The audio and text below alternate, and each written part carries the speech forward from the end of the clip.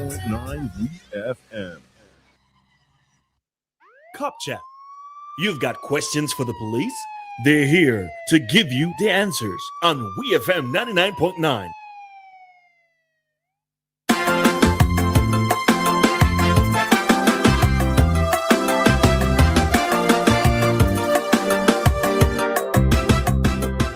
The world has become such a cruel place. Something is wrong with the human race. Preacher man say it's wonders and signs. We are living in the end of times. Where is the love we once used to know? Where is the kindness we used to show? The heart of man is so full of hate. Let's make a change before it's too late. Too much killing, too much blood spilling. Each and every morning, it's weeping and mourning. We've got to stop all the crimes, erase the violence, let our voice be heard. We can't sit in silence. The hope of tomorrow is in our use today. We've got to live in love. Crime and violence don't pay.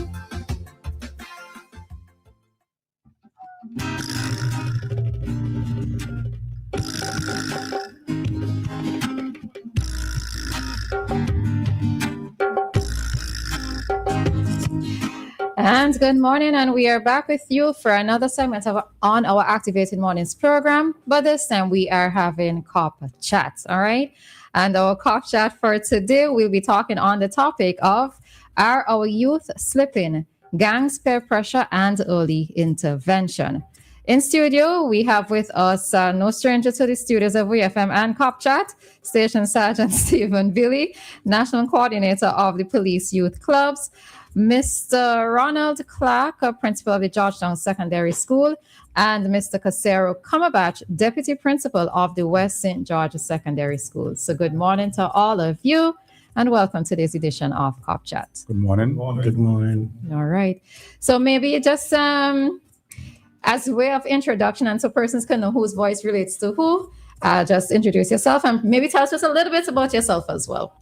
All right, and my name is Stephen Billy. I'm Station Sergeant of Police in the Royal St. Vincent and the Grenadines Police Force, National Coordinator for Police Youth Club. I've been a police officer the past 23 years, worked at several departments and stations. I've been the police coordinator for the past 4 years or so. And my main purpose in the organization at this point is to deal with youth and to ensure that we mold and guide them away from a life of crime and violence so that they can develop into law-abiding, productive citizens.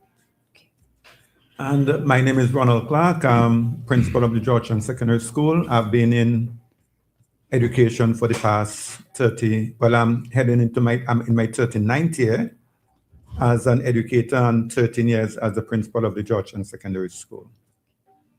Okay, my name is Casero Cumberbatch, the special name in St. Vincent and Grenadines. I don't think you'll find that anywhere else. This is my 38th year in the teaching profession. I taught 10 years at the primary level at a public school and 20 years at West St. George Secondary School. Taught right through the school for over the years, and now acting deputy principal along with some teaching as well. Okay. Yeah. All right. So you walked in on a conversation that we were having earlier, and it's actually been a talking point for us for most of the week. Most of you would have known about the incident at KFC and several fights and so forth, brawls that took place. So, and even this morning, our first segment, we touched on another incident that occurred at Central Leeward, in front of Central Leeward School, right?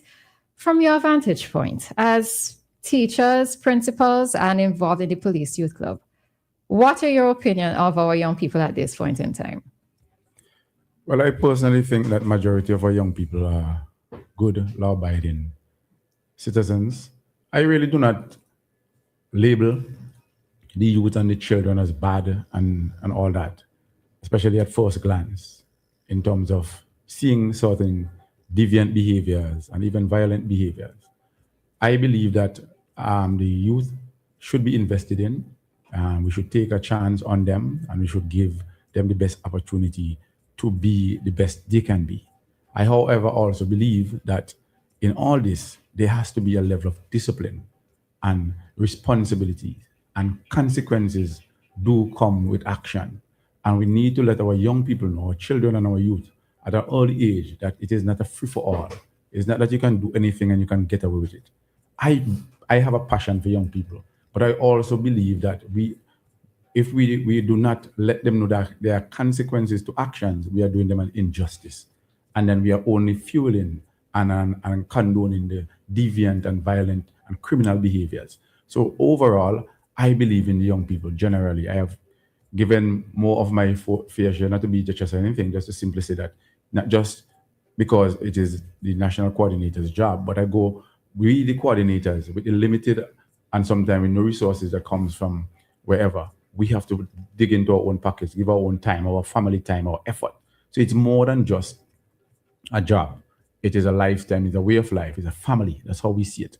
And so we want to see the young people prosper.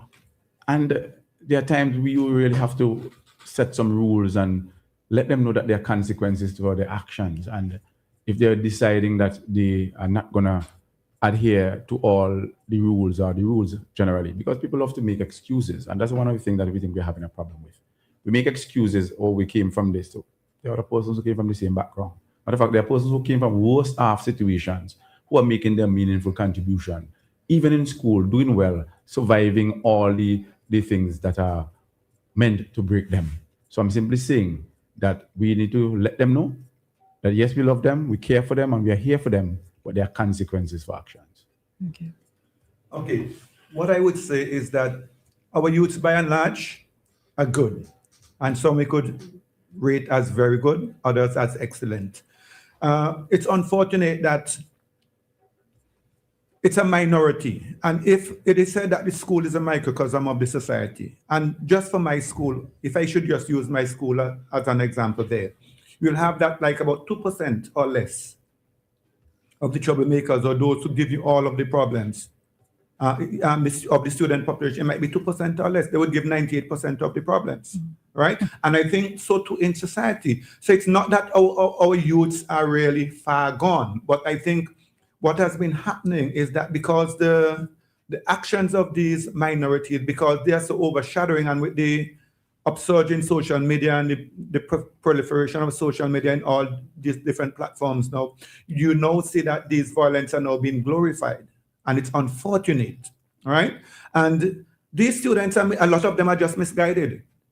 Because if you look at the background from which they come, many of them, they come from parents who lack discipline in themselves. Some of them are youths who do not have that training itself as youths growing up. So it's like a continuation, it's like a vicious cycle that has been continuing.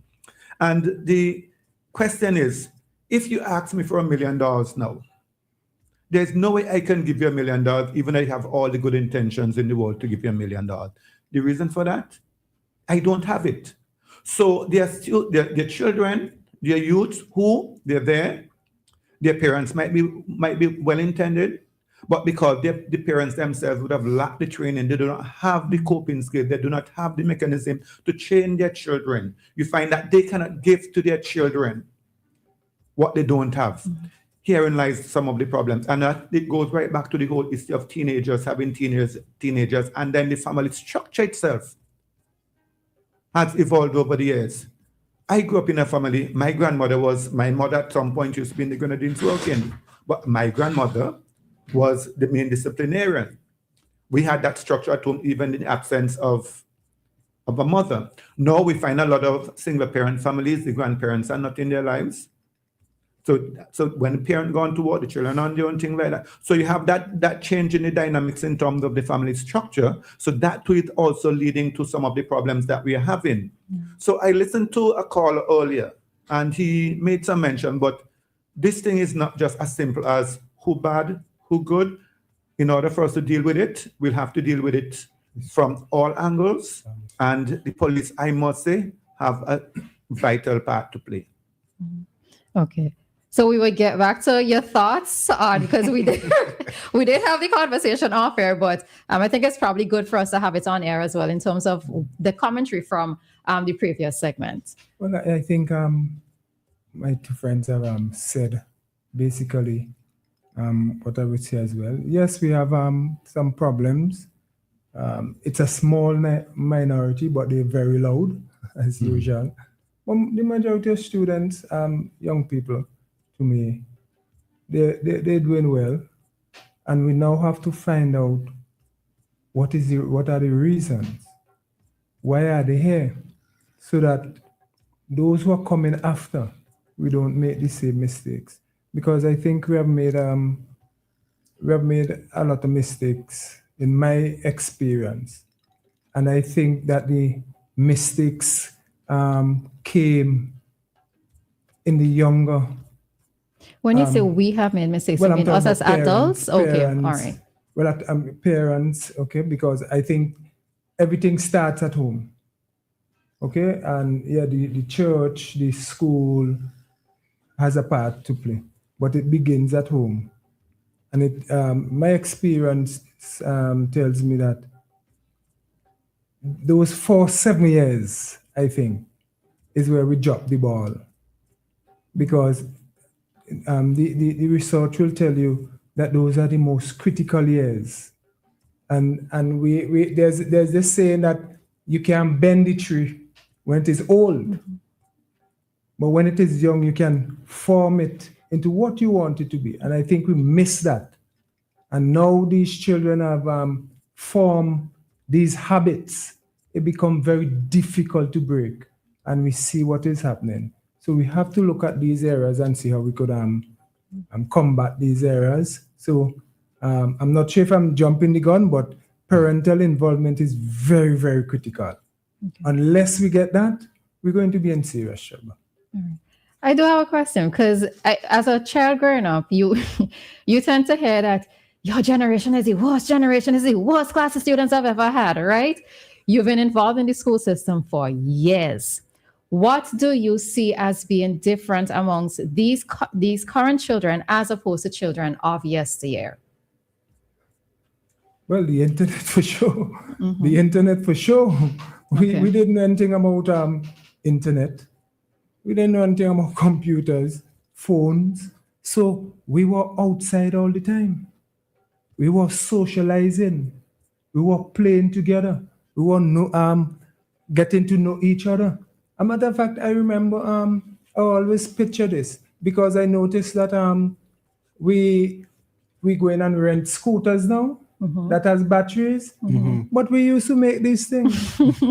We used to be making these things. And up and down, but the police used to take them away from us.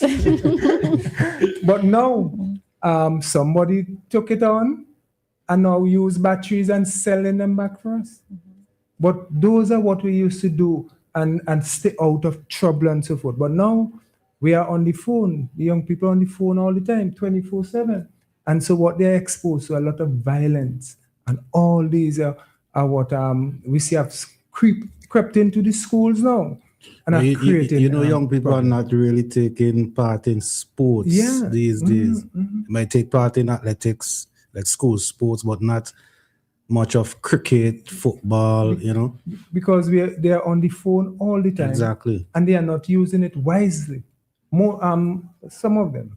I can't say everybody. And so some of the things that they see on Facebook, on Instagram and all these, they want to try them out because it look cool to them. And then we start getting these situations. I would endorse what my colleague said a while ago, but I would also add that there was a time, if I'm walking down the road, I dare not whistle. Although I still can't whistle. Because you might get the kungs behind her and say, you're not a big man. I never knew that. Yes. Right? Yes. You would not dare even use the word as SS in front of an adult because they'll pull you.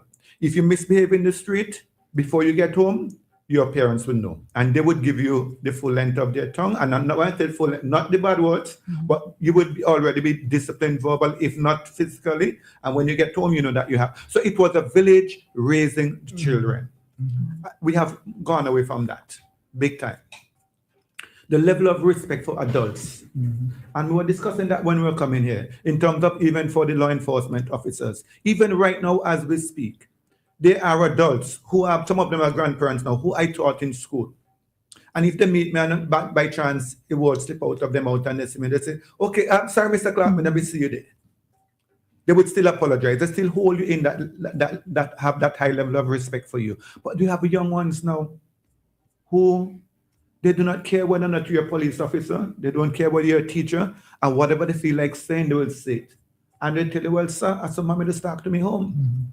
And I've had that experience where parents come to school, disciplining the child or talking to the child, and the type of language that would come out of the parent, one have to say, no, you can't do that here. So if it is happening in your space, you can imagine what is happening at home. So that whole level of respect, a lot of it has gone through the doors. And again, it comes right back again to the lack of parenting skills, parents not knowing, a lot of times it's parents not knowing how to cope with these challenges that they are faced with. And so we have that falling apart. So it is not to just simply say that they're a different generation. And you mentioned something about where we keep saying that, oh, this group is the worst one. I was saying to some of my colleagues some time ago, I enjoy teaching. I enjoy touching the lives of many, many, many students. I've seen them in various aspects of work now, and I'm very proud of them. But if you have to even double my salary to go back as a teacher, there's a 10% chance that I will go. Okay. It's been that challenging. Yes, it has been. Okay.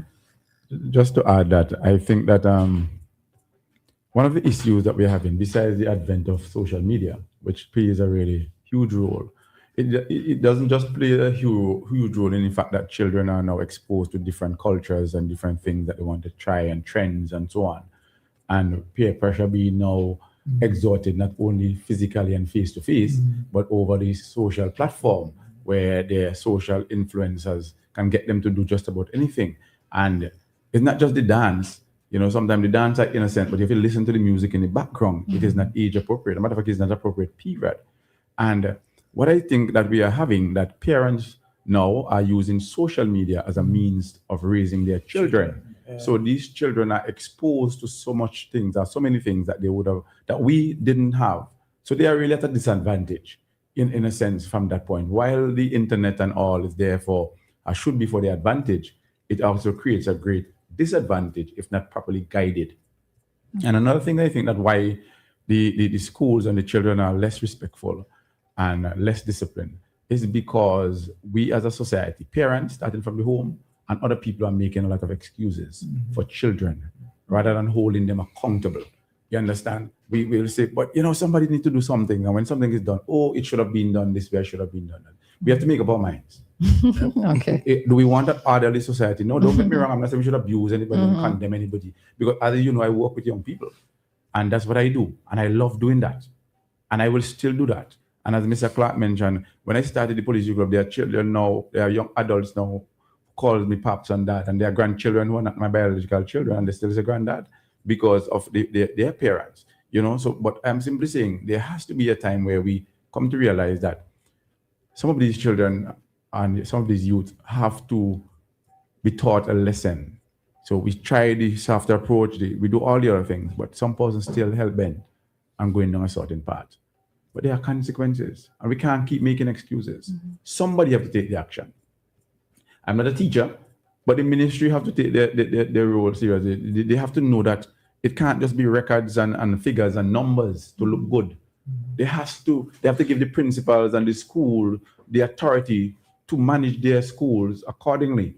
I'm not saying that there should be no oversight, because you know sometimes people can do things in bias and unfairness. So there must be an oversight. Just like the police, you know, the public will always say the police this and the police that. But a lot of the times, sometimes persons don't even take the time out to know what is an offense or is this thing an offense? Or even when you're looking at some of the videos, you're seeing persons committing a number of offenses. I was looking at a video recently where a police officer was asking a van man to exit the vehicle, and the other gentleman there, he's making use of the most indecent language in the presence of the police and inciting violence and obstructing the police from conducting their duty. I'm not saying that if a police officer pull you out and you figure that pull you over and you figure that the police is being unjust, you comply with the rules, and then you have a means of getting redress.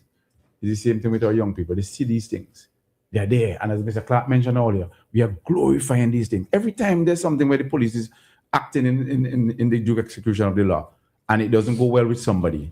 But I hate these police. You hear it, you see the comments, and you have the most negative views, and nobody takes time to look at the video. But yet they want somebody to do something about the loud music in the vans.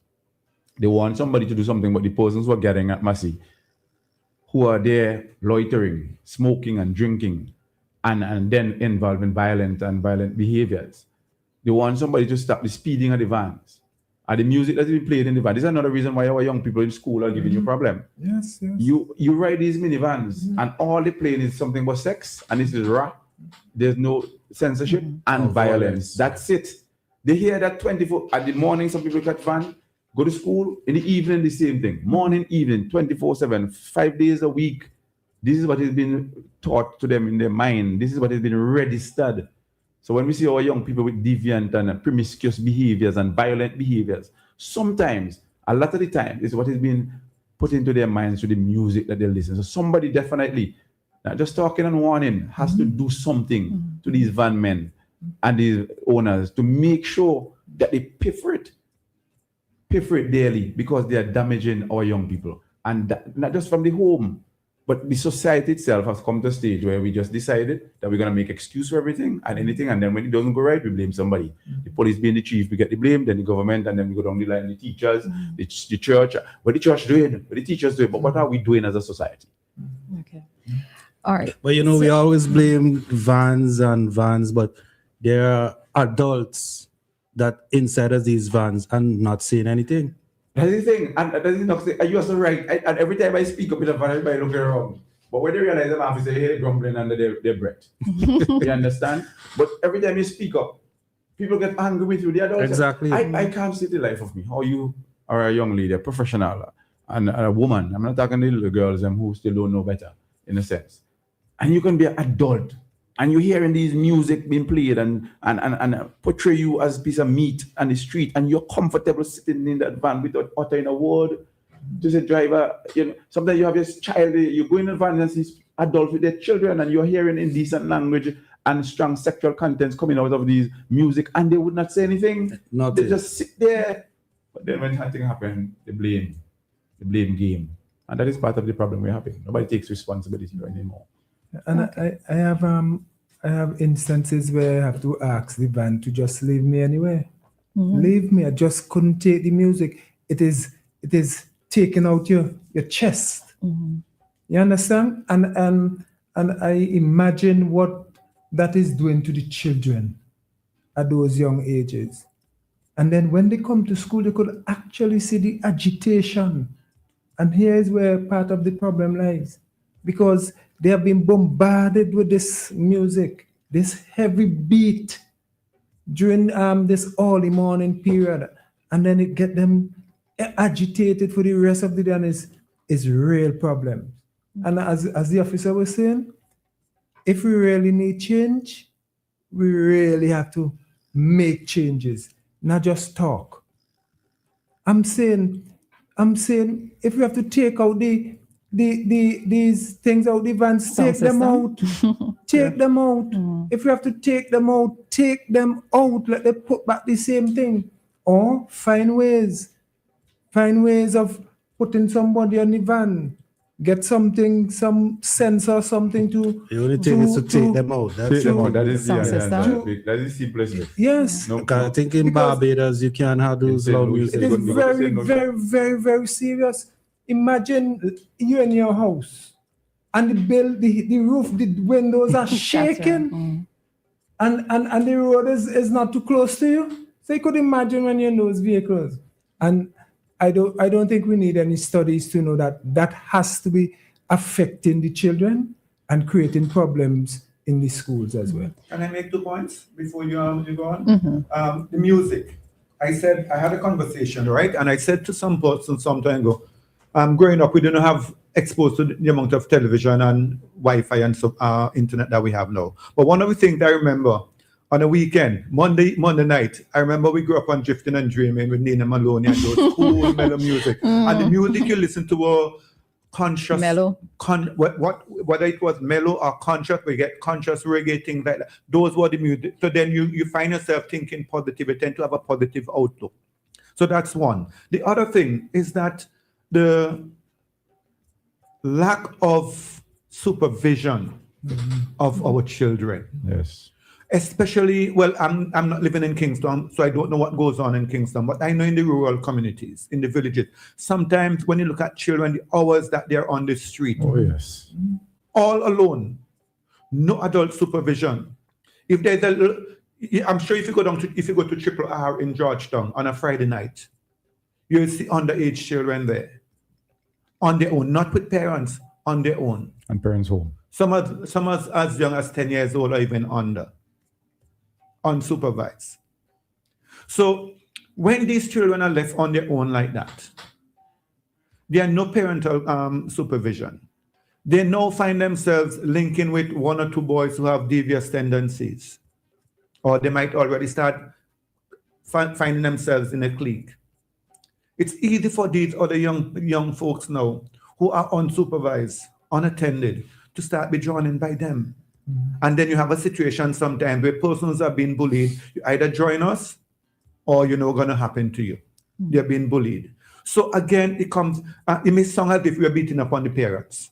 That's what I'm sure parents listening might say, but it's like they're beating us up. But some need beating up on, so it's okay. Right? But the point I'm making is that it's very, very important. And I'm wondering from a law point of view, whether or not there's a law that governs the safety of these children, whether or not these parents can be held accountable when these children are on the street at these hours, unprotected, unsupervised, whether or not the police get locked up and ensure that the parents come at the station to pick up. But we need to, we always talk about protecting our children. When I walked into a conversation in terms of persons when they're arrested, when they're placed on remand, and you look at the stigma that would be attached to them and things like that. That's all from part of protection. But we need to start the protection earlier. That protection needs to be started earlier. If we could do that earlier and we could start channel them in the right direction earlier, some of the problems that we're having at the back end may not be. Because as my brother said, if you want to create a bonsai tree, you have to start bending it and twisting it when it's young. Right? So again, it comes right back to the early years. Parental involvement, community involvement. And we need to stop making excuses for wrong. These children, these young people have to understand that actions have consequences. There are penalties. But the consequences may be good or bad depending on your actions, what action you choose to take. So we have to bear that in mind also. As adults, we have our role to play. We have to nurture, we have to mentor, we have to provide guidance. So it's not that we can just beat up on the children alone, but even as adults, we have to take that responsibility too. Let me ask a question, because a lot of it is us talking about these children. And yes, we're talking about parents as well, right? But all of you are involved with young people. What have young people identified as the biggest problems that they are facing? Well, from a lot of these times, from our end, some of the issues could be traced back to the home. A lack of love. They don't feel love. They don't feel that they belong, even though they're in the home. And sometimes, as Mr. Clark and Mr. Cumberbatch said, that parents don't have that they don't know how to express that love. It's not that to say that the parents do not love the children. They just don't know how to express it. And sometimes favoritism as well among parents and children. But then there's always the lack of basic needs, where they are not able to have food at an irregular, and they have to skip meals and to get basic things that are supposed to be provided for them. And so these are the challenges. And so sometimes you will find that because of that, when they come into the schools and in the society, you see other children with certain things and how they have the different brand name bags. And now school have become like a fashion show, for the bags and the haves and the have-nots. Yes, and everybody and people going out of their way to get. But to me, it is basically a lack of love that a lot of these children really want. It's just some attention, and sometimes not even the lack of the physical needs. If these children get the kind of love and expression of love from their parents and those who they look up to with respect and care, you'll find that even in the midst of their poverty situation, they can push through because, boy, I want to make mommy proud. I want to make daddy proud. I want to make auntie proud. Whoever it is that are caring for them, I want to make them proud because, I see the love. I feel belong. A lack of belonging drive these same young people that Mr. Clark talked about into these groups and then eventually into gangs, because there's where they feel safe. That is why as a police youth club, we don't just have a club. And I will say this to people. It's not just a club where you come, you do a session and you go home. What we have is a family setting. We cook together. We eat together. We actually get into their personal business. We go to we attend parent day meetings. We pay school fees. We attend graduations. We are there 24/7. When the parent say they can't go with the children, is we they call, not as a police officer because they are civilian coordinators as well. They call us as the coordinator because when the child leave meeting or they're always looking forward to come to the meetings, they will always hear they talking about they will say Sergeant still because they're not accustomed to the station Sergeant. So they say Sergeant Billy, or you will hear Miss Landon, or you hear Miss Pope, or the others. You will hear that. You will hear other people's name being mentioned, that the Nantans and so on. And so what I'm simply saying, they will leave meeting and go home. So when the parents see they're going away, Sergeant Billy, you better go to school with them because me ain't going up there. I ain't going there. Yeah. So then I have to leave and go represent the child in a school. So that's what the police youth club offer. So that is what the children really need: a place of belonging, a safe space, and that is lacking at home many times. And even when that is not the issue of belonging as well, identity crisis. Sometimes as parents, we want to impose all our will and our way on our children. So I didn't get to become the doctor, so you have to become the doctor. You understand? The child will have a say in that. And so sometimes they feel pressured. And then other times, it's just simply they're experimenting and they're still misguided. So they need you to be there to say, listen, there are consequences to action, good or bad, and so on. So these are some of the basic things that children will tell you. And not having a seat at the table. At the youth club, we give them that. So we don't just plan for them. We allow them to say what they want to do and what we can do together. So a lot of the activities that we do at our police youth club meetings and the activities that we do outside of the normal meeting is what the young people want to do. And so that also empowers them to feel a part of something, that they belong, that they're contributing. Many times we just brush our children aside, like if they don't have a say, and they don't have the love. What I say goes. Coordinator was complaining. She had a session because Valentine's, so she decided to do a session on love, what is love, and how to express love. Majority of the children, especially boys, can't even say I love you in a platonic way, and they just can't say it. It just can't come out of their mouth. Why? Because fathers tell them that, boy, there's a weak man, that men are supposed to be men, and expressing yourself and say I love you and be all compassionate and so on. That doesn't mean you're a man, that makes you soft. Or maybe they don't have a father at home where they hear it from. Well, that is the other thing. Or sometimes. Or the definition of love is from the same songs that they're listening to. Exactly. That's what they It is all twisted. Yeah. Or sometimes they have fathers as mothers, but they present in body. Yes. Yeah. No, it's true, because, and we're not hitting on the parents. We have a problem. We have to look at the source. And I think this is some of the things that we're looking at. I think neglect is another issue. I know long time some of our parents couldn't read and write, but when you come home from school, what did you do in school today? Yes. Let me see your bag. Let me see what you do in school today. That's not, when you look at a lot of these children who are not behaving too well, you could tell that nothing is being done, because just imagine that sometimes when you see a bag on the person's shoulder and it look big out and so forth, there's nothing in it, Okay. There's absolutely nothing in it. It's a shoebox that is placed in the in the bag. So you're wondering, where's the parent? Nobody's checking their bag. Did they search this morning? Let me see what you're carrying to school today. Did you pack your bag last night? Let me see what you do yesterday. How was school? I don't think we are getting that from many of our parents, and that will show concern, that you're really concerned about these children. Don't just leave them up. We'll have calling parents, and the parents will be at school first. Where's the child? Me leave you home asleep, or me leave you home. Just think about that.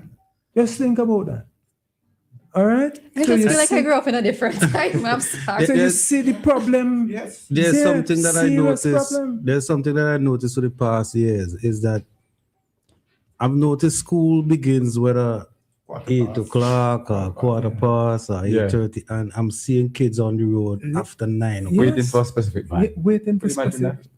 that. But police have a part to play in this. The police, Do they? the police have a part to play, and the police do play their part at the time. But here the issue, the issue that I heard that under your breath. the issue that if the police officer come and say, what are you doing on this street? Come in the transport, to go to school. The child go home, tell the parents, or the police meet to harass them, and then there's a big problem. There's a big hurry.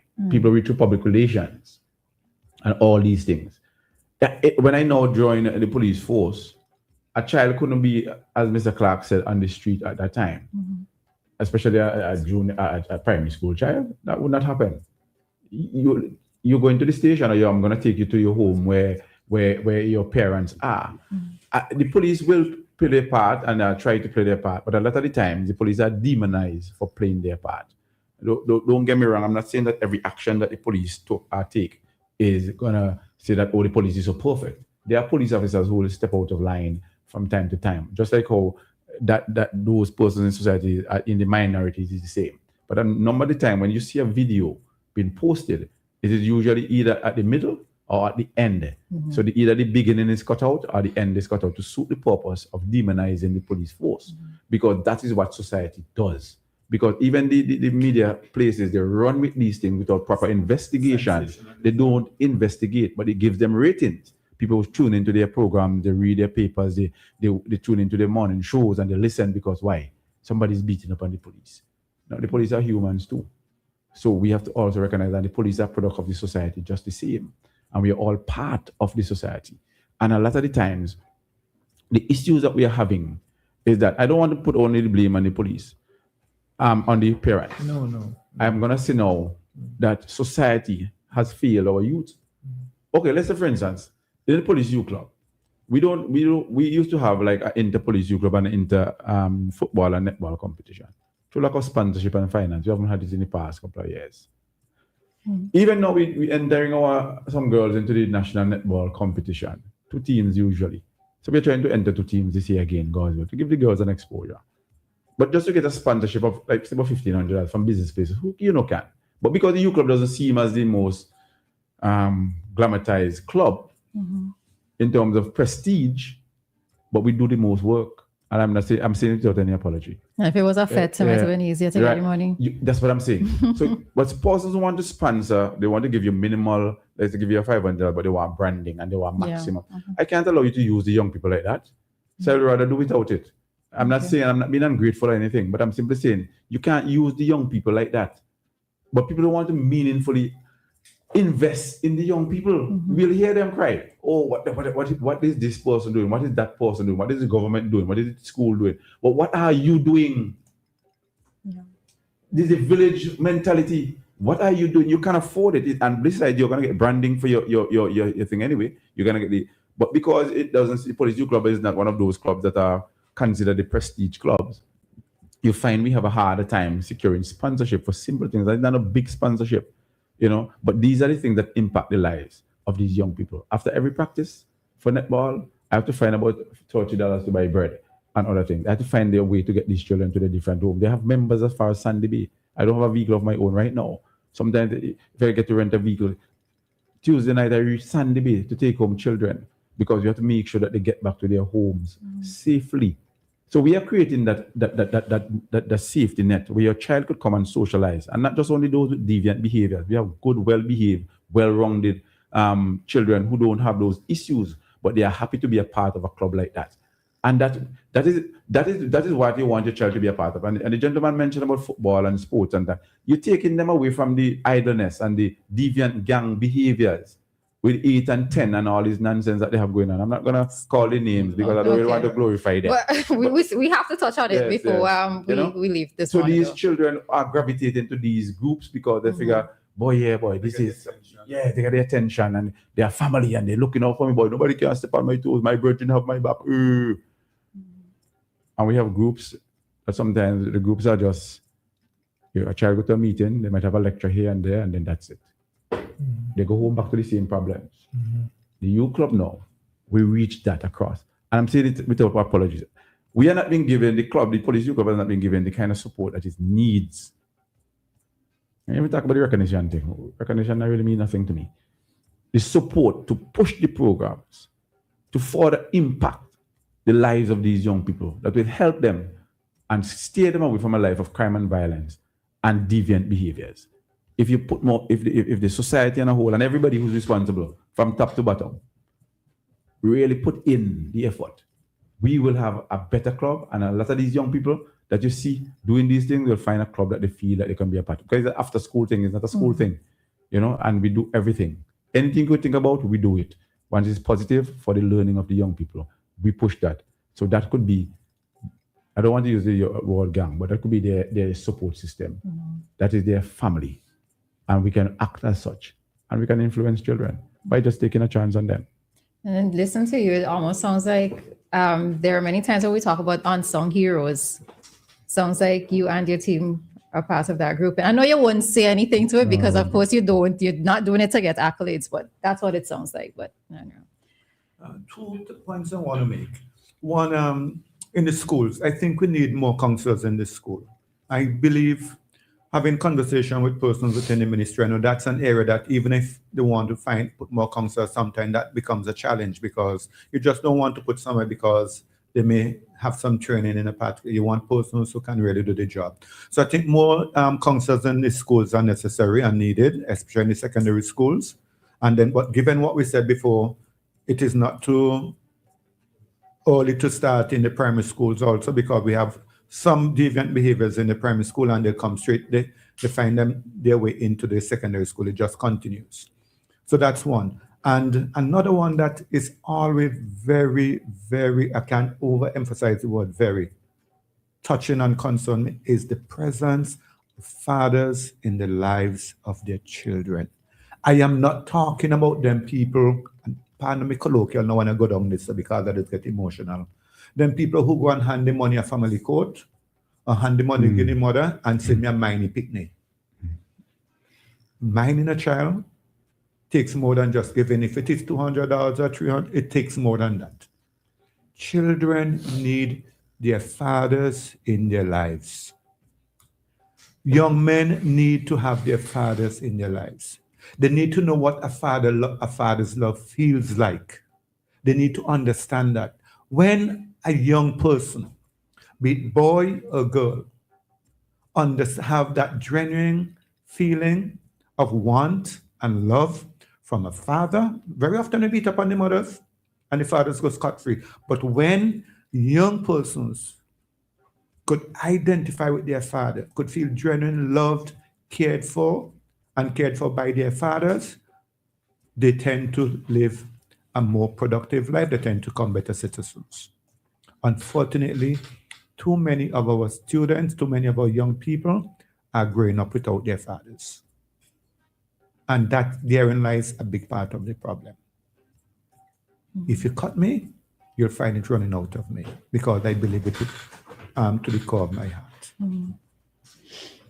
I think the community involvement is vital as well. It's critical in the schools, and we at West St. George, we're trying to see how we could invite the community to help us. I know we have a church group coming in every Tuesday to help us out. We try to invite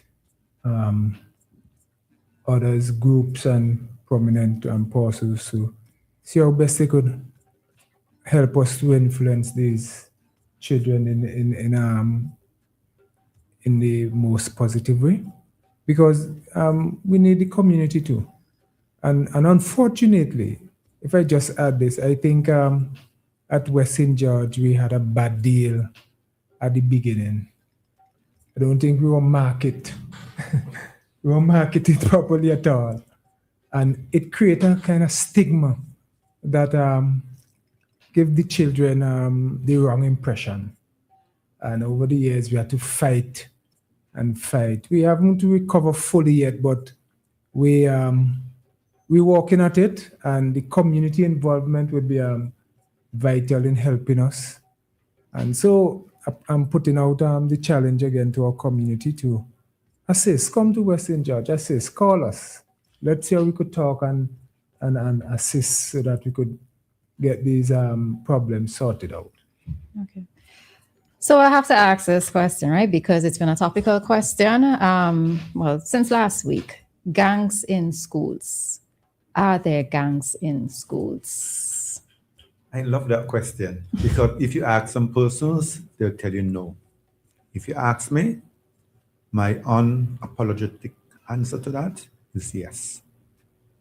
Because if you go through some of the schools, I could tell you right now at Georgetown Secondary, you go through some of the walls and you see OTF. And they tell you that they're only the family. But when I looked at that, I know that after coming out of the recent fiasco that we had in KFC and those places, I realized where those numbers originated from. So I went to do some research on this one. But what I discovered is that this one, the actual original OTF had to do with, only the family had to do with a hip-hop group coming out of the States. And it was turned out to be doing positive things and so forth, where assist persons who have that culture. Mm-hmm. But these students and young persons in the Georgetown community would have taken this to another level. And they have symbols, they have hierarchy. If it walks like a duck, quacks like a duck, it has to be a duck. So they're organized. So they are organized. Wow. Any thoughts? Well, I can't speak in terms of Mr. Clark Khan because he is there. But from my experience, I visited a school recently and the question was asked. Let me see all who say 6. Almost the entire school would have said, I'm not going to mention the school name, and I hope that the school name would not ever be mentioned. Mm-hmm. But it is really troubling to see all these young people. Then you ask them why you say 6. They don't have an idea. They don't have a clue. So I heard they keep mentioning this because some of them are more focusing on the Jamaican side of the 6, but 6 originated in Trinidad among the Muslim nation and the other nation splitting, and one was loyal. So they created their own, group, a gang, factions, and so one was 6, one was 7, and so that's how they started. And as for squash and the one they are glorifying, and the Jamaican artists, so-called artists, as we always say, a criminal element, who is in prison now in USA for a modified firearm that he had in his possession. And I was saying to them, do you know why he's doing less time? And they were like, no, because he found with a gun. I said, yeah, he found with a gun, yes. But why is he doing less time than what he could have gotten? They did not know. So I had to educate them. I let them know that he became an informer for the United States government. So now you have Squash and you have Shabdan. Shabdan is in prison in Jamaica, and he's in prison in the US. And he would have given the US authorities certain information as a plea deal, and this is why. So I said to them, this is the same bad man you are looking at. Now he's who want to kill people for being informers. He's the biggest informer. So I'm just trying to show them that the persons they're idolizing, they're not real in terms of their own belief system. It is really a survival system.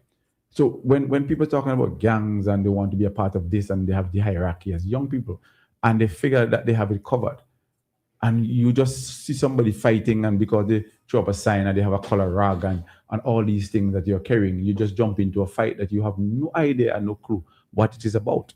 And in the end, you might be the one who lose your life. And I was trying to explain to these young people, being a part of gangs, especially in St. Vincent, where it's such a small place, everybody knows everybody. It is a waste of time.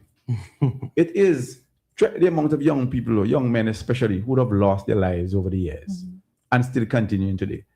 And some of these so-called gang leaders and so-called boss men, whatever they want to call them, they can't even stand on the side of the road for 5 minutes good by themselves. Too long. One phone call and that is it for them. They have to live in hiding. They have to live in fear. They can't walk their children to school. And these are the kind of things that we wanted to say to the young people. Let them know this is the reality. You know, and I have visited schools, down to primary schools, and you will see some of these same behaviors in the primary school students. So let us not get tricked and think it's the secondary school. Sometimes when they do get to secondary school, some of these behaviors are already cemented in them. So we have to reach them at the primary level as well, because we are seeing those same deviant, violent behaviors in primary school children. Some of them they would have seen from home, because a father beating up a mother, boxing and kicking her, or the mother herself beating up a child, boxing and kicking and using other instruments to say they're disciplining the children. That is not discipline, that's abuse, you know. And when the child comes up into an abusive relationship from home, that's the only how they seem to express themselves. So when they go to school and they express it, or some child do them something and they have this little school group, right in the primary school, you know. In the primary school, Cliques. and they now go, and all of the boys and even girls, and the girls are getting more aggressive now too, you know. So we keep focusing on the boys, and the girls are passing under the radar. But some of the biggest instigators in all these things too are the females, you know, and they are getting involved, and they feel proud, and you should see the behavior. And a lot of our children are so fed with negativity that they think that is the way of life. And I'm blaming society, not just parents, our society in general.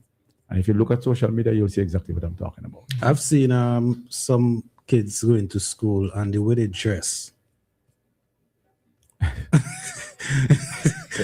just the way they dress alone could tell you, you know, they're in some gang or something. They have the colors, they have the rags. Yeah, exactly. They have the rags in the back pocket. The colors of the rag, the headgear. Yeah. You take it away? Yeah, man, you take those away. Because they're symbolizing that they're part of this group or gang, whatever they call it. Exactly. We have to have some means of intervention.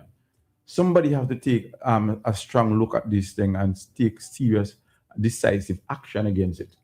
And I heard the gentleman this morning when I came in, and his view, as he said, that's his view. I'm not saying anything against his view. I'm not saying anything against him. I have a different view. I believe that the three of you had shared the same opinion. So you go right ahead and say. Right. So I believe that while it is true that we must give our children the opportunity and give them chances and second chances, even if you're remanding, that doesn't mean you're not giving a second chance. You understand? Even with a conviction, that doesn't mean you're not giving a second chance.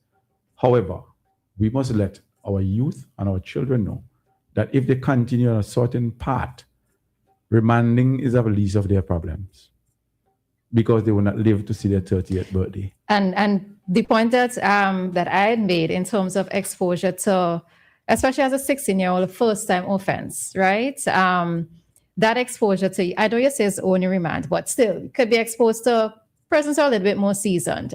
What's your thoughts with regards to that? It all depends on the nature of the event, because sometimes we just look at individuals. And Mr. Clark and I were having that conversation. A lot of the times when things happen, we seem to be looking for justice for the offenders. But what about those who have been offended? What about those who have been suffering? So while it might seem that it's just a fight, but that is not just a fight. That if it was just like a normal fight, where some young people had a disagreement in a KFC and a fight, but when it comes together where you know that they either, what they want to call it, gangs or clique or group, whatever you want to call it, and they acted in the horde mentality to do these things, is not just a fight. It is much more than the fight. What you're seeing there is the end result, right? But the root cause of the problem is deeper than just that. So it is really dependent on the situation. Every situation must be judged on the merit. So that is where I would stand on that. If it is a child just having a normal discussion, I don't expect. I mean, that is not something I would recommend or even agree with. But if it is a trend where, and it's not now because they have been arrested now, this is the only thing. Or you see this is a trend throughout our country where everybody have this herd mentality. We all belong to this group. If you don't say this color, if you don't say this number, it's problems, then somebody have to say, hey, if this is the way you're going to deal with problems, if this is how you're going to deal with conflict, this is how the law is going to deal with you. And there has to be consequences for actions. There's a video with some kids fighting with the police down at Central Leeward Secondary School. There you go. What you have to say about that? I really didn't see the video, but I was just making that point earlier. A lot of the times when you see the police in conflict with persons, doesn't even have anything to do with the person who the police end up in conflict with, I wonder if people recognize that. But you don't really see the videos from the beginning. From the beginning, right. So from the other times, what you will see the police arresting the police who actually come to obstruct the police from providing carrying out their active duty. And so the fighting partner were a child, 16-year-old, and I just saw that in Jamaica just recently. So it's not really unique to St. Vincent. I saw it in Jamaica, a child in a uniform. Police officers were trying to search him because and he scuffled up the policeman. And I know the police was only restrained because they realized they were on camera, as one, and there was a number of school children there, and so on and so forth. So the police was being as restrained as possible in that video. I didn't see the one in Central Leeward. However, when you have a child at that age who feels it's okay for him to challenge the authority in police like that, whether it's a teacher or a police officer like that, because they have students who scuffle up the teachers and backs them down and do all kind of things. You don't hear about it unless you go to the schools and the teachers tell you what their plights are, threaten to kill the teacher, bring weapon to school, and so on. And if you're not a brave principal or a brave teacher who decide, come with me, that ain't happening. If you want, you will have problem. They overrun the system. So it's not just the video of the police, it's just an example of what is happening in our schools on a regular basis. Or even happening at home. Some of these children are beating their parents, But these are the same parents who will come when every police rough you up a little bit to put you in the chance because you're resisting. And that's the next thing. People seem to forget. If the police come to you to arrest you for something and you resist, the police must, what the police going to do? Just stand up and the police have to for somebody to arrest you, police to legally arrest you, they have to hold on you. They can give you the option of entering the transport or walking with them voluntarily. But the law says for you to really effect an arrest, you must hold on to the person. That's what the law says. So you'll hear people making comments about, you have to hold on to him, you have to hold the hand, you have to. Yes, that's what the law says. There are times when this is not necessary. When there are cooperation, fine. But when there is resistance, the police must effect the arrest to make it legal. Or else they're just wasting time. And so when you see all these things happen, it just goes to show that young people have come to the point that they have no respect for authority. And even that alone is a sign that they're belonging to, gang mentality or gang groups that are deviant against law and authority. And that is one of the signs when they have no respect for authority or they no longer respect authority, that they are really, trending to a different law that speaks about what they think is right and what they feel they want to do rather than what is right. So that's basically what you know. If we continue with this conversation, it'll take us up until this afternoon. It's definitely what it's a lot that we can discuss within this. But let me see if this could be the final question that I have, right? So I'm not really, I don't like us having to bring police in as a final resort, right? Well, police will be the final resort as a consequence of a buildup of things. But in the school system itself, what are the challenges that you are met with when you try to instill discipline? Let's say you have to call in a parent, or, you start off with small things like giving detention or you give suspension. These are the ways that you try to rein a child in from young. But what are some of the challenges that you're met with? And I also want for you to touch on, as we sort of try to wrap up as well, the bullying that happens in school where some students feel they have to be a part of some of these gangs, right? So touch and address on both of those issues, if you don't mind, please. In terms of the bullying, yes, it is a problem. Some students are afraid.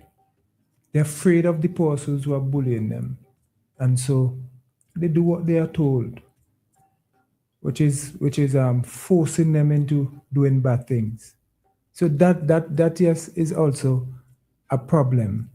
In terms of the parents, and this is what I was saying, we get resistance because some parents do not want to accept that this is what the children or the child is doing.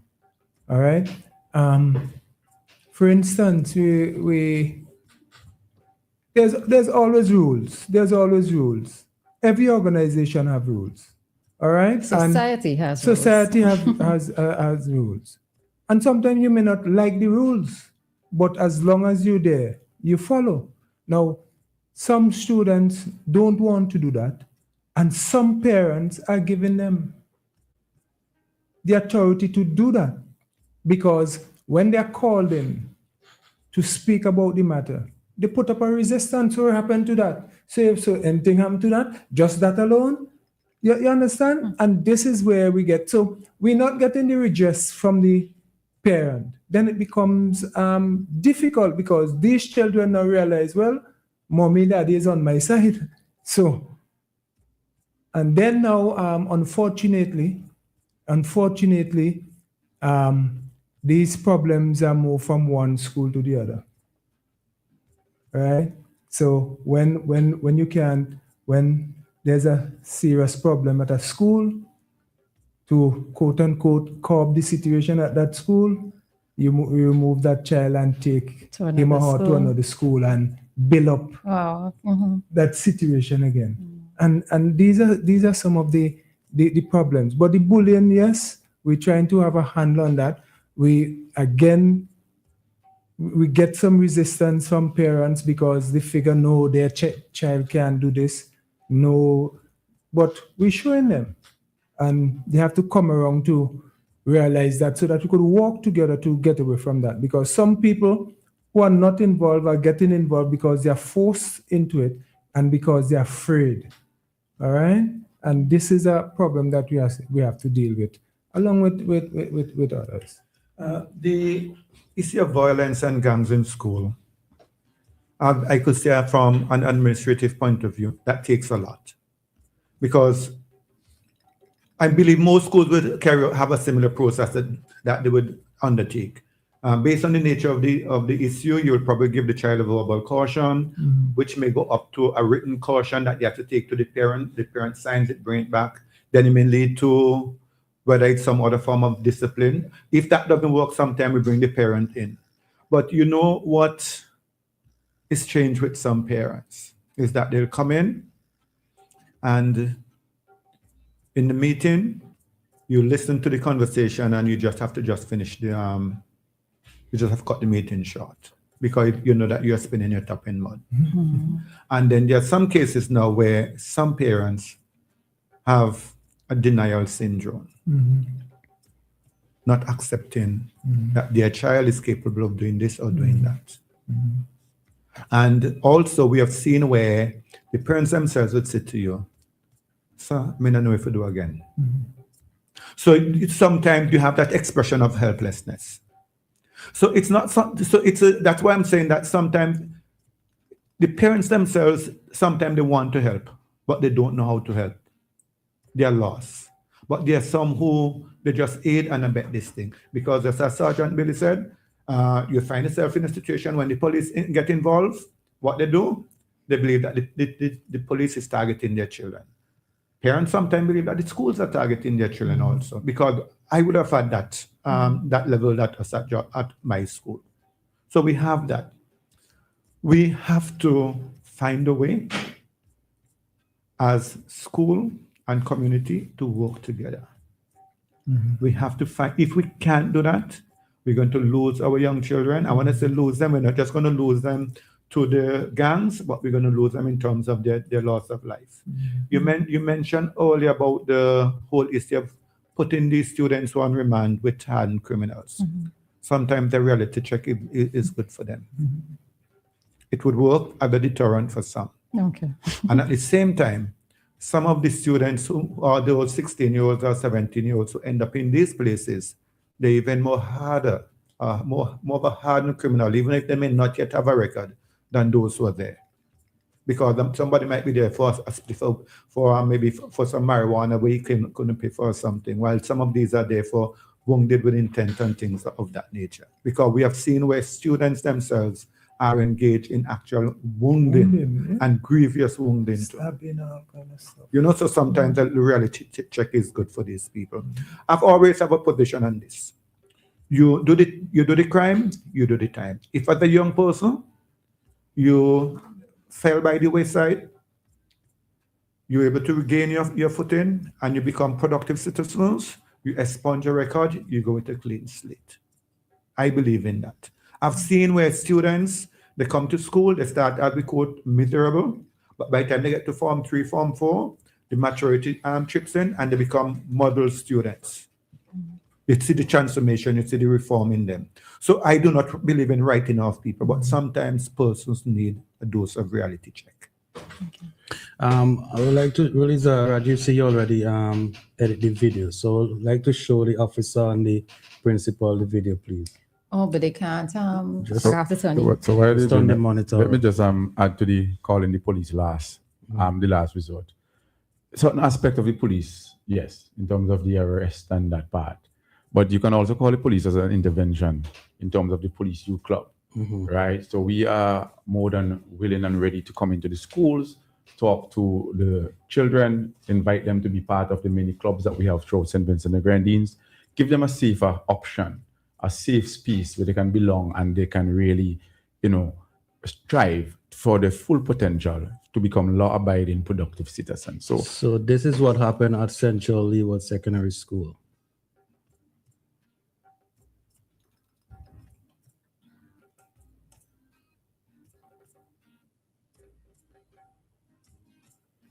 All right, so for those in Radio Land, we're actually showing the video of the fight that's happening and police trying to restrain or separate the individuals who are fighting. All right, so for those who are not on the live, that's what's happening. All right. All right, and that's it. It's very sad. No, it is. And you realize that despite the police intervention, Two police officers trying to separate. Exactly. The young lady run from outside in the pink, or whatever they call it, to run. and they try The to police officer had one trying to take in. She running. Yeah. So that's what I'm saying. They have no respect for the law. another time police coming out, they be running. Right. That's So, what you're supposed. so that goes Yeah. back to what I was saying with when we walked in and what we heard. Now, obviously, nobody there, I doubt, had any physical injury. Maybe not. Right. But when you look at that, and persons are charged, and then the magistrate, in their wisdom and according to what they would have learned and what the law and following the guidelines, and the law itself that is available, make certain rulings. You know, it is good to see where it goes first. Many of the times we are quick to say that shouldn't be done and it should have been done this way. But a lot of times that leads to actually mean doing nothing. And then turn back to the pointing fingers. What is the government doing? What are the police doing? What are the teachers doing? What are the schools doing? What is who doing? What? Somebody have to say, this is it. This is what is going to be done. Somebody have to set the standard. And I believe that the police from now on is going to be taking that lead to set the standard. So just a little caution. We know that in the secondary school sports are coming up and junior and senior. The police will be out in their full force, in their numbers. No colors and all those kind of things will be allowed. There's zero tolerance to violence and violent behaviors at these functions, at any function, for matter of fact. So we just want to let them know the school sports is for them to come, to have fun, to enjoy, to back the school. They're coming in a school uniform, by the way, because that's no, another because they thing. allow them not to come. Some schools So don't allow them to come in. Part of me thinks that that's where some of the problems started. Yeah, I think that they should actually go back Go to that. in your school uniform. Where It's you a school must event. go into your school uniform. But that is for the ministry and others to decide. And another thing about this too, that after the school sports are finished, That's it. I was just getting to get to that. Parents, I have a 20-year-old and she's an adult, a young adult. But the way how they know how I operate is like, it's always informing me where I can't feel comfortable knowing my children are out there and I don't know where they are. And even dropping sleep. I know my mother used to stay up, even if it's 2, 3 o'clock in the morning, stay up until I reach home. Even before into school and Friday evenings, I know some of these parents as far as these children on the roadside. You can't tell me they're coming from work, some of them work in Kingston. They sit on the wall in Annansville, line off in their uniforms. I think Massey probably start to prevent them from hanging out over by them in Annansville. And I think they just did the same for Stony Grounds as well. But before that, there's where school children after hours, after school hours, in uniform, liming, drinking. Police went and pick up some in Annisville. Everybody wants to come down the police. Even want to fight the police. People don't understand. This is what you have to deal with on a daily basis. And it all started because a society has come to the point where we demonize authority and we make excuses for persons when they do wrong. And then still, we want to have our cake and eat it too. You understand? That is the mentality that we have. And then we have a blame game mentality. However, there are institutions and there are groups and there are persons who are working hard to try to shape the minds of our young people outside of school, outside of home office, like the Police Youth Club, and I keep mentioning the Pathfinder Club and the other clubs that are there who are trying to mold these young people in the right direction. But the support system, and as you said, if there's a party, some company will invest thousands of dollars into these functions, that these same little juveniles and underage children are now populating these so-called parties. You go to parties now, more children you see than adults. Only the all-inclusive parties that are adult-oriented. The normal party that you have is young people. Some of them are primary school level. No, they're paying for the all-inclusive. But another thing, though, that we speak about the school sports, I think we need to go back to putting back school sports in the day. It created a problem in the night. Oh, you mean for those? Or the other. But interestingly, one of the reasons why it was moved moved to notice the school night, sports now is in the night, Yeah, in but- the evening into the night. one of the reasons why this some schools said it was moved is because parents wanted to be involved to see the children run. Yeah, but That's most parents the don't go. Yeah, so That might be a reason, and I guess they had something to be, but that could work, but you have to have a proper shuttle system. yes. You understand? So once you're coming to the school, teachers must know their children, they must know their student. Right? So once the child is coming as a child from your school, you should be able to have a shuttle system that they come with the shuttle system and they leave with the shuttle system. When you leave them to come on their own, some of them never make it to the sports anyway. But they're going to tell you that they're not in uniform, so you can't tell them No, what to but do. that is, no, that's what I'm saying. So that's where the school. But the shuttle system is going to be these passenger van or you No. hire I school? mean, Organized from But the it is passenger. But even if you hire a passenger van, you have the right. It can't just be the children alone. The teachers have to be inside the have to be a van. teacher in the van, and you dictate. I'm paying you. This is not a normal route that you run. And when I ask my children, they could tell you any van that we hire to go anywhere. Even if the children want this kind of music, I don't mind if the music a little loud, but it has to be a music that's something that it speaks to what children should be listening to. And you'll ask any of these children who travel with me, especially those of the older age. When we the first netball team, those that came from fancy Ovia, and when we have vans with them, and once I step in the vehicle, they know that the music has to change. Because that is what and when I go anywhere, I let the driver know, listen, this type of music will not be tolerated. Because I've seen school sports where schools hire vans and the music in the van. You pull up by the school sports and when the van open, you hear the type of music. Exactly. Let me say that by the sports. By the school itself. And the children run out the school gates and they run gyrating to the music, and sometimes teachers even get involved. Don't get me wrong, it's okay to be cool and it's okay to be identifying with the children so that they can feel a level of safety and comfort. But you have to also maintain the rules and the discipline so that they would know that there's a distinction. And that's part of the problem we have with parents. Our parents want to be friends, Mr. Clark, with their children first. It's good to be friends, but they want to be friends first. Okay. So what I'm going to do, right, because we're well over time, I'm going to allow Billy, I think you wrapped up your part, right? Yes. So Mr. Clark and Mr. Combach, allow you maybe just a minute or so to give your final thoughts, right? Okay, so let me thank Sergeant Billy for inviting me to be a guest on this program this morning, and to thank you guys for hosting us. What I really just want to encourage persons to do, where our children are concerned, as a community, we need to work together to ensure that our children are safe, that they are guided properly. And as parents, I want to encourage parents who you have your children, they're challenging and you having problems, do not be afraid to seek help. Find the help, seek the help, so that you yourself would be less frustrated, and also we could provide that help that the children would need. Because when we work together, we can decrease the type of deviant behaviors that we are seeing in our communities, and we'll be able to save our young children. If we don't do it now, we either pay lawyers, or we pay the undertaker very early.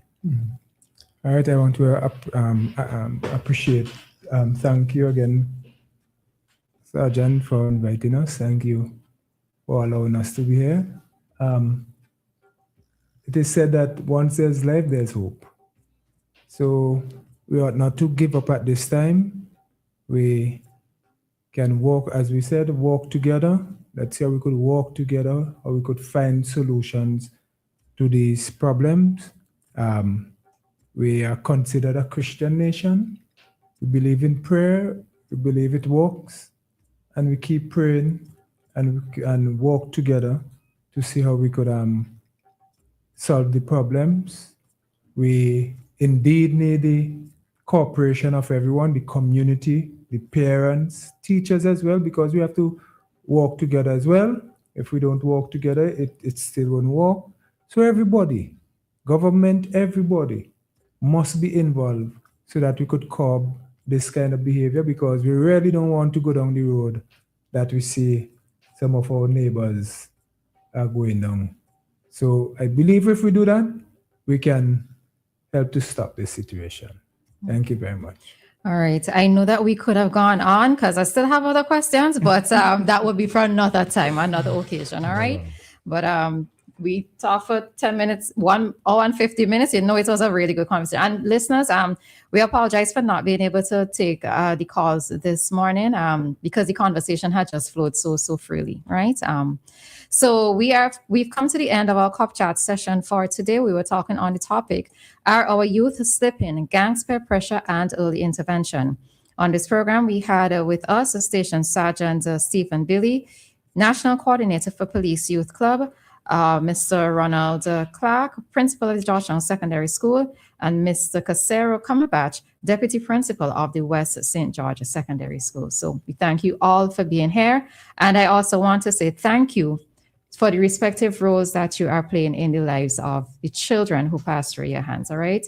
As I said, in your own ways, you are unsung heroes, all right? So thank you very much for that as well. Thank you for having us. Nothing else sounds as good as WEFM.